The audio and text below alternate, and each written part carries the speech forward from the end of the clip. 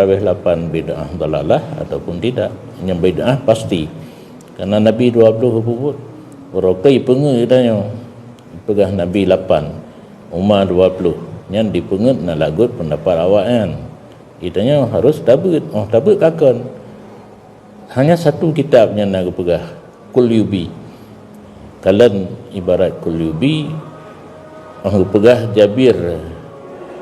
Jabir ke semayang dengan Nabi 8 rakaat bagi ceritanya dipegahnya dalam Jabir terlambat datang dan sisa semayang Nabi pas 8 rakaat itu.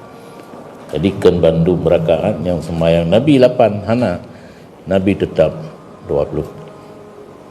Cuma berjamaah dia malam, para sahabat 20, para mujtahid 20. Kenguraan Nabi 20, sahabat 20, mujtahid 20.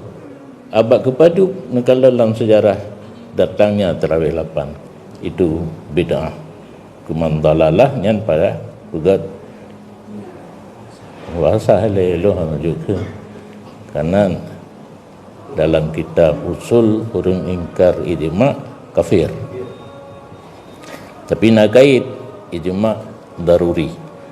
Jadi yang jadi pertanyaan jino yang menjawab liron karena kendron yang maklum.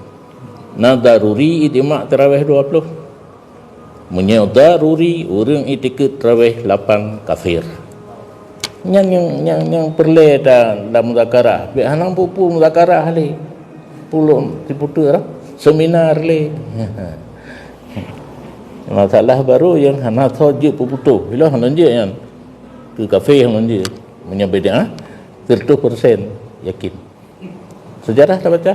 Nabi 20, sahabat 20, mujtahid pun 20. Lepas ni gentut pedang 8.